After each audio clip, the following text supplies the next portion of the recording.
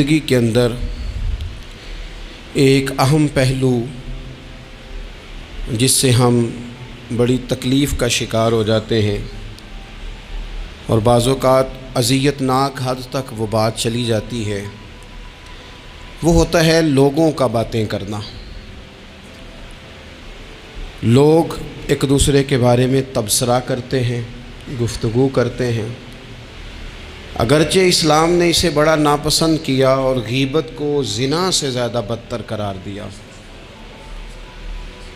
لیکن معاذ اللہ ثم معاذ اللہ لوگ پھر بھی اس اخلاقی کمزوری کا شکار ہو جاتے ہیں اور لوگوں کے بارے میں گفتگو کرتے ہیں۔ پھر لوگوں کی وہ باتیں جب ہم تک پہنچتی ہیں، جس کے بارے میں بات کی جا رہی ہوتی ہے، جب اس تک پہنچتی ہے تو وہ شخص بڑی اذیت کا شکار ہو جاتا ہے،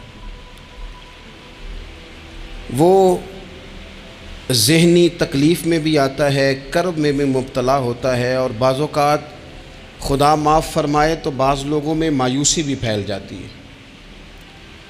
آپ قرآن مجید فرقان حمید کو دیکھیں تو اللہ تعالیٰ نے قرآن مجید میں فرمایا کہ وَإِذَا قِيلَ لَهُمْ آمِنُوا كَمَا آمَنَ النَّاسُ، جب منافقین سے کہا جائے کہ اس طرح ایمان لاؤ جس طرح کے باقی لوگ ایمان لائے ہیں، یعنی صحابہ کرام، قالوا تو وہ کہتے ہیں انؤمن کما آمن السفہاء، ہم اس طرح ایمان لے آئیں جس طرح معاذ اللہ یہ بیوقوف ایمان لائے، ان کی طرح ایمان لے آئیں۔ الا انہم هم السفہاء، اللہ فرماتے ہیں خبردار ہو جاؤ یہی بیوقوف ہیں، ولکن لا یعلمون، لیکن یہ جانتے نہیں، انہیں اس بات کی خبر۔ ان لوگوں کو جو کائنات کے بہترین لوگ ہیں زمین پر، انبیاء کے بعد صحابہ، ان کو لوگوں نے بیوقوف کہہ دیا،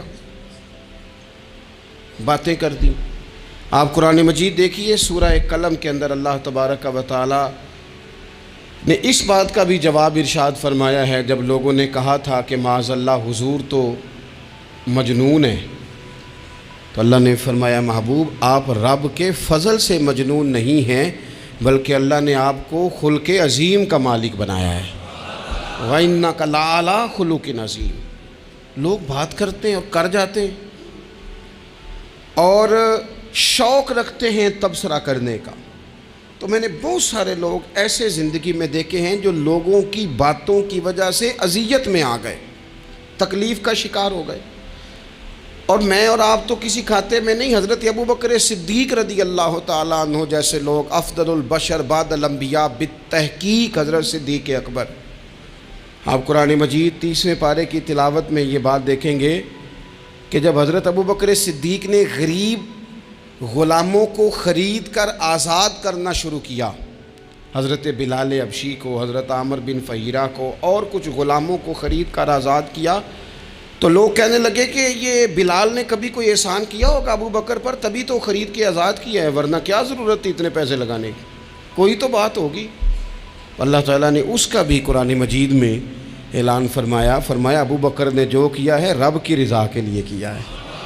تو گفتگو کرنا، بات کرنا، لوگوں کا اتنا یہ خطرناک مزاج ہے، ایک جملہ کہہ کے لوگ سائڈ پہ ہو جاتے ہیں، بندہ بیچارہ ساری رات تڑپتا رہتا ہے، ایک فکرے کا تبصرہ کر کے لوگ کونے میں چھپ جاتے ہیں، اور کسی آدمی کے لیے وہ اسے سولی پہ لٹکا جاتے ہیں، اپنی زبان کے تیروں سے لوگ پریشان کرتے ہیں۔ پہلے تو اللہ سے یہ معافی مانگیں کہ رب اس جرم سے ہمیں محفوظ فرمائے۔ اور اب تو لوگوں کی زبانیں اتنی لمبی ہو گئیں کہ وہ صحابہ تک چلی گئی ہیں، اہل بیت نبوت تک چلی گئیں۔ تبصروں کے شوق میں لوگوں نے یہ دیکھا ہی نہیں کہ میری حیثیت کیا ہے اور میں بات کس کی کر رہا ہوں، میری اوقات کیا ہے اور میں تبصرہ کس پہ کر رہا ہوں۔ بے باک ہونا اور بات ہے، اور بدتمیز ہونا، ان دونوں میں فرق ہوتا ہے۔ تو میرے عزیز، ایک تو اس سے پرہیز کریں، اور پھر دوسرا ہوتا کیا ہے، ہم اس کا نفسیاتی اثر لیتے ہیں، ہم اس کا اثر لیتے ہیں۔ میں اکثر کہتا ہوں سارے لوگ ہی کانوں کے کچے ہوتے ہیں، کچھ تھوڑے زیادہ ہوتے ہیں، کچھ تھوڑے کم ہوتے ہیں، اور بعض لوگ کہتے ہیں اتنے لوگ فلانے بندے کی بات مانتے ہیں۔ تو میں نے کہا دنیا میں تو آج بھی کافر زیادہ ہیں، کافر زیادہ ہیں، شیطان کے پیروکار آج بھی، تو زیادہ ہونا کوئی حق کی دلیل ہے ہمیشہ؟ یہ کیا بات ہوئی کہ فلانے کی اتنے لوگ بات مانتے ہیں؟ یہاں تو میں نے یہ دیکھا ہے اس معاشرے میں کہ جھوٹے سے جھوٹا آدمی، اس کے بھی فالور ہوتے ہیں، دغے باز سے دغے باز بندہ، اس کے بھی گویوں کے فالور، اداکاروں کے فالور، فلانے کے فالور۔ اس کا یہ تو بھئی انسان کا مزاج ہے، ہر بندہ کانوں کا کچا ہے، کوئی تھوڑا زیادہ کچا ہے، کوئی تھوڑا کم کچا ہے، تو باتیں تو ہوگی، لوگ منہ میں زبان رکھتے ہیں تو گفتگو تو کریں گے۔ اب یہ اثر لینے والے پہ ہے کہ وہ اس کا اثر کس طرح کا لیتا ہے۔ ہمارے ہاں بڑے بڑے سمجھدار لوگ نفسیاتی ہو جاتے ہیں، بڑی بڑی سمجھدار خواتین نفسیاتی ہو جاتی ہیں، میری ساس باتیں کرتی ہے، میری نند باتیں کرتی ہے، مجھے فلانا باتیں کرتا ہے، مجھے فلانا۔ بھائی باتیں، جس کے منہ میں زبان ہے اس نے بات تو کرنی ہے۔ اب آپ نے کیوں یہ دعویٰ کر لیا ہے کہ آپ اتنے اونچے چلے جائیں کہ آپ کو بات ہی کوئی نہ کرے؟ کیا حرج ہے اس میں؟ اگر کوئی آپ کو بات کر دے تو کیا ہیں ہم؟ کسی نے کر لی تو پھر کیا ہوا؟ اس کا اتنا اثر قبول کرنا کہ ساری رات سونا ہی نہ، پریشان ہو جانا۔ اور بعض لوگ ایسے ہیں جنہیں اتنی باتیں نہیں ہوتی جتنی انہیں ٹینشن ہوتی ہے، یعنی وہ دو بندے کونے میں کھڑے ہیں تو میری ہی بات کر رہے ہیں، اور بھائی کوئی اتنا اہم نہیں ہے، انہیں کوئی اور کام بھی ہو سکتا ہے، تیری بات ہی انہوں نے کرنی۔ بلا وجہ لوگ سمجھتے ہیں کہ میں بڑا اہم آدمی ہوں، وہاں بھی مجھ پہ تبصرہ ہو رہا ہے، یہاں بھی ہو رہا ہے۔ اس پہلو سے باہر آئیں، اس کمپلیکس سے نکل آئیں۔ ابن حزم کہتے ہیں مصر میں ایک تاجر بڑا کامیاب ہو گیا تھا، بڑا کامیاب تاجر ہو گیا۔ تو زندگی میں جتنے لوگ بھی کامیاب ہوتے ہیں ان سے حسد ہوتا ہے، اس سے بھی اس کے ارد گرد کے لوگوں نے حسد شروع کیا۔ تاجروں نے پلاننگ کی کہ اسے خراب کیسے کرنا ہے۔ وہ ایک دن اپنے گھر سے نکلا، سفید کرتا سفید پگڑی باندھ کے باہر۔ اب 5-6 لوگوں نے پہلے سے منصوبہ بندی کی ہوئی تھی۔ ایک صاحب اسے ملے، کہنے لگے ماشاءاللہ آج تو سفید کرتے پر سبز امامہ، سبز پگڑی بڑی ہی اچھی لگ رہی ہے۔ تو وہ ہنس کے کہنے لگا لگتا ہے آپ سو کے اٹھ کے آئے ہیں، پگڑی تو میری سفید ہے۔ اس نے کہا چلو پگڑی تو سبز ہی ہے، باقی آپ نہیں مانتے تو آپ کی مرضی۔ وہ آگے بڑھا، کیونکہ پلاننگ تھی تو ایک شخص اور ملا، اس نے کہا کیا بات ہے، سفید کرتے پر آپ کا پیلے رنگ کا امامہ کیا جچتا ہے۔ اس نے کہا یار کو خدا کا خوف کر۔ ہنس کے کہا کیا ہو گیا، تیری اینک کا نمبر تو نہیں تبدیل ہونے والا ہوا؟ اور بھائی میں نے تو سفید کرتا اور سفید ہی امامہ باندھا ہے۔ اب 2-3 لوگوں کی دفعہ تو وہ مسکرایا، لیکن وہ ڈھیر سارے لوگوں نے منصوبہ بندی کی تھی۔ وہ جب چوتھے کے پاس گیا تو اس نے بھی کہا کہ کیا بات ہے سفید کرتے پر پیلے رنگ کے امامے کی۔ اس نے کہا پیلا کہاں ہے؟ اب وہ غصے ہونے لگا۔ اب وہ چھٹے کے پاس گیا تو اس نے کہا جناب کیا بات ہے سفید کرتا اور کالا امامہ۔ اب وہ غصے میں اتنا باولا ہوا کہ پہلے ہنسا پھر رویا، پھر اسے سمجھ نہ آئی کہ دکان کا تالا کس چابی سے میں نے کھولنا ہے۔ بس وہ شام ہوئی، اس بیچارے کو بچوں نے روڑے مارنے شروع کر دیے۔ وہ اتنی تکلیف میں آ گیا کہ لوگ اسے پاگل کہنے لگے۔ کیوں؟ اس لیے کہ لوگ منصوبہ بند، افواہ تھی نا کہ میری طبیعت خراب ہے، تو لوگوں نے حال پوچھ پوچھ کر بیمار کر دیا۔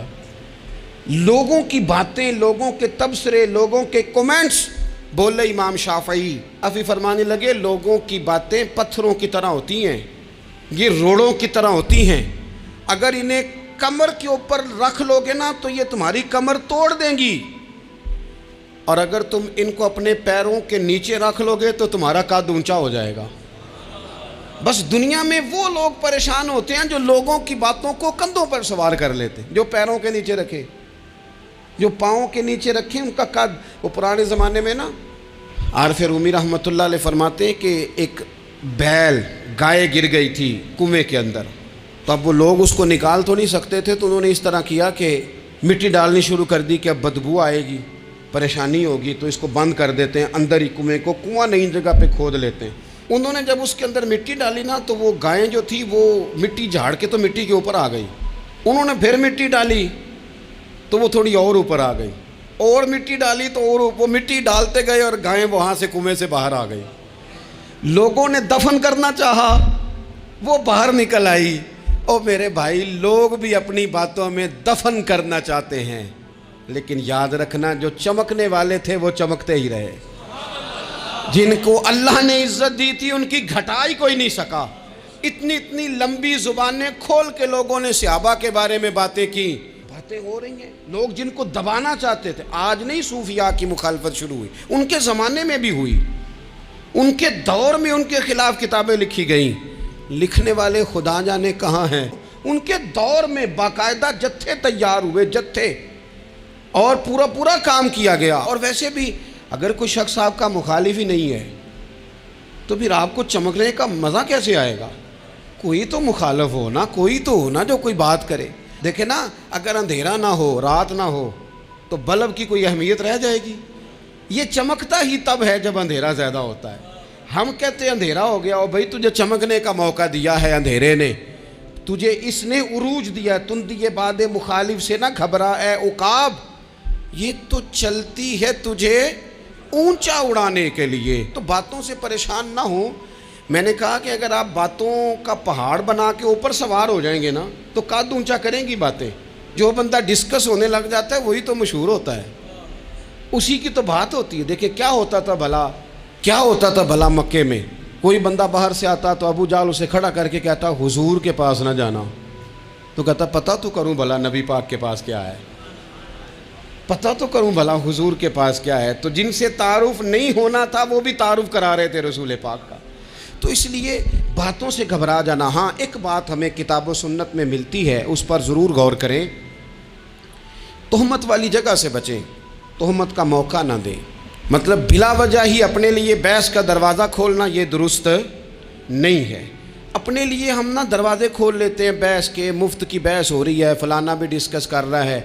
کچھ چیزیں ایسی ہوتی ہیں جو سب کی سمجھ کی نہیں ہوتی، وہ سب کے سامنے ڈسکس کرنا ضروری نہیں ہوتا۔ حضرت سیدنا ابو ہریرہ رضی اللہ تعالیٰ عنہ فرمایا کرتے تھے، مجھے نبی پاک علیہ السلام نے علم کی 2 تھیلیاں دی ہیں، میں نے ایک کھولی ہے تمہارے سامنے، ایک کھولی ہے، دوسری نہیں کھولوں گا۔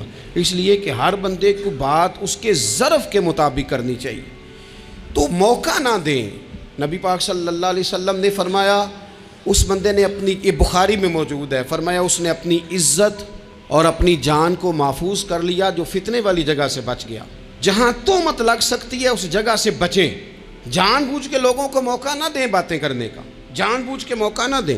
جامع ترمذی کے اندر حدیث موجود ہے، حضرت سیدنا عمر فاروق رضی اللہ تعالیٰ عنہ نے ایک موقع پر اجازت مانگی تھی نبی پاک صلی اللہ علیہ وسلم سے۔ عرض کیا یا رسول اللہ صلی اللہ علیہ وسلم، مجھے آپ اجازت دے دیں، میں عبداللہ بن ابی سلول کی گردن اڑا دوں، یہ منافق بار بار آڑے آتا ہے، بار بار تکلیف دیتا ہے، آپ مجھے اجازت دیں میں اسے قتل کر دوں۔ تو اب وہ چونکہ کلمہ پڑھتا تھا، ساتھ تو رہتا ہی تھا نا، بہت سارے لوگ اسے مسلمان جانتے تھے، تو حضرت سیدنا عمر فاروق رضی اللہ تعالیٰ عنہ نے اجازت چاہی، کہ یا رسول اللہ صلی اللہ علیہ وسلم اگر آپ مجھے اجازت دے دیں، یہ ترمذی میں موجود ہے، یعنی آپ اس جگہ سے بچیں جہاں تہمت لگ سکتی ہے، جہاں بلا وجہ کسی شخص کو شر پھیلانے کا موقع مل سکتا ہے۔ یا رسول اللہ مجھے اجازت دے میں عبداللہ بن ابی سلول کی گردن اڑا دوں۔ تو نبی پاک صلی اللہ علیہ وسلم نے فرمایا کہ عمر، اگر میں تمہیں ایسا کرنے کی اجازت دوں گا تو لوگ کہیں گے اپنے قریبیوں کو انہوں نے مروانا شروع کر دیا ہے، ساتھ والوں کو ہی مروانا شروع، لوگ تو اسے مسلمان سمجھتے ہیں۔ تہمت والی جگہ